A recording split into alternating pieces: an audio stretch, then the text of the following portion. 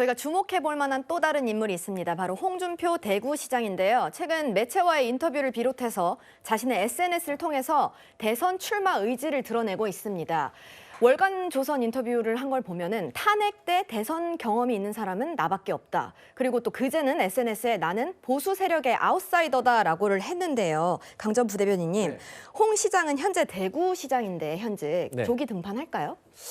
저는 홍준표 대구시장에 출마 안 할 것 같다고 생각을 합니다. 왜냐하면 본인이 말씀하셨지만 탄핵 때 출마를 해보셨잖아요. 됐습니까? 물론 12% 예상하다가 24% 받아서 많이 받긴 하셨지만 그 이후에 어쨌든 우리가 대선에 나갔을 때 대통령이 되려고 하는 것이지 출마 자체가 목적은 아니잖아요. 그리고 홍준표 대구시장께서 이제 적은 나이가 아니시기 때문에 저는 굳이 이 어떤 흐트러져가는 어떤 국민의힘의 후보가 되어서 대구시장까지 내려놓는 것보다는 오히려 저는 대구시장에 매진하시는 것이 어떤 본인의 마지막 정치 역정에 좀 좋은 선택이 아닐까 그런 생각해 봅니다. 강전 부대변님은 어떻게 생각하세요?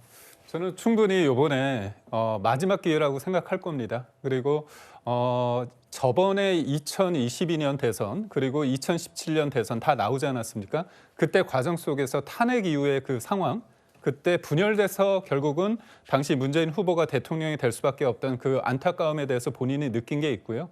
결국은 보수와 중도가 어떤 식으로 뭉칠지 그게 되게 중요한데 저는 우원식 의장 얘기가 하지 않았습니까? 지금 야당에서 민주당의 금기어가 우원식 의장과 개헌이라고 합니다. 저는 이번에 상황을 볼 때 끝도 없이 밀려오는 뭐 탄핵의 파도 그리고 대통령이 사실상 쓰면 안 되는 계엄의 카드를 썼기 때문에 이런 사단이 났다고 보거든요. 그렇다면 이 제왕적 대통령제에 대해서 그리고 뭔가 견제받지 않는 무소불위의 어떤 권력, 국회의 권력 또한 저는 견제받기 위해서 뭔가 개헌이 필요하다.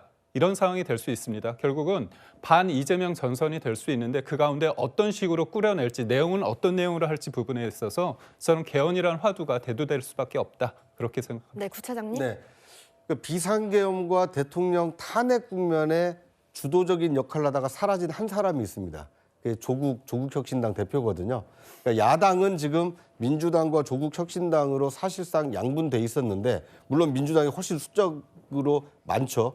그런데 조국 대표가 지금 이제 구속 수감되면서 그 당이 지금 비어 있는 상태입니다. 네. 과연 이 조국혁신당이 앞으로 만약 조기 대선이 성립된다라면 민주당과 힘을 합해서 정권 교체를 추진할 것인지 아니면 조국혁신당은 조국혁신당대로 이 새로운 어떤 정권 창출을 위해서 뭐 우원식 의장이든 아니면 범야권 후보를 영입을 해서 이 대선에 독자적으로 나설 것인지 이것도 상당히 차기 대선의 중요한 변수가 될 수 있기 때문에 이 조국혁신당의 향후 거취도 눈여겨봐야 되지 않나 하는 생각이 듭니다. 네, 홍준표 대구시장 이야기 하나만 더 짚고 넘어가자면 유튜브를 겨냥해서 비판 발언도 했습니다. 요즘은 유튜브가 가짜뉴스의 진원지다 이렇게 얘기를 했는데 극우 유튜브를 이제 말을 했어요. 언급을 했는데 김 전 부대변인님, 이게 윤 대통령을 우회 비판했다라고도 읽힐 수 있을 것 같아요.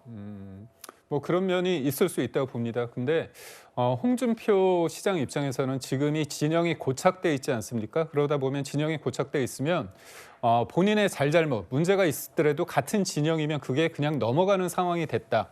결국은 이재명 대표를 좀 염두한 얘기라고 봅니다. 이재명 대표가 관련해서 국민들이 볼 때 아예 지고지순한 분이라고 생각하는 건 아니지 않습니까? 정가 사범에 지금 15개 혐의로 5개 재판을 받고 있는 상황인데 네. 무엇보다도 본인의 1심이 유죄가 선고됐는데 불구하고 계속 침대 축구를 구사하고 있지 않습니까?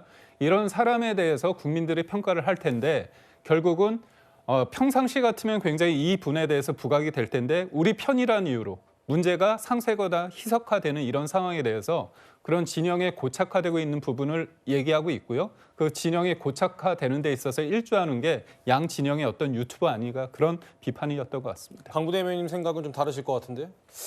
근데 이제 저는 이제 야당이기 때문에 이런 생각을 할 수 있는 건데 사실 야당의 지지자들은 이번에 윤석열 대통령께서 무리한 비상계엄을 한 이유가 극우 유튜브를 보면서 즐겨 보시면서 거기에서 부정선거 의혹에 대해서 좀 심취하신 것이 아닌가 그런 걱정이 많이 있거든요. 그렇기 때문에 그런 차원의 연장선상으로 본다고 하면 홍준표 대구시장이 좀 지적했던 어떤 극우 유튜버 가짜 뉴스 이런 것은 어느 정도 맞는 말인데 어쨌든 간에 뭐 모든 유튜버가 다 그렇게 나쁜 건 아니니까요. 잘 선별해서 보면 된다. 그렇게 말씀드리겠습니다. 알겠습니다. 지지도 선호도 조사에서 1위를 달리고 있는 이재명 대표의 모습과 그에 대비해서 가시화된 이재명 대표의 사법 리스크. 그리고 또 그렇다 보니까 여러 쟁거 드럼을 시작한 잠룡들의 이야기를 나누고 있습니다. 그만큼 지금 조기 대선의 분위기가 물씬 올라오고 있는 거죠.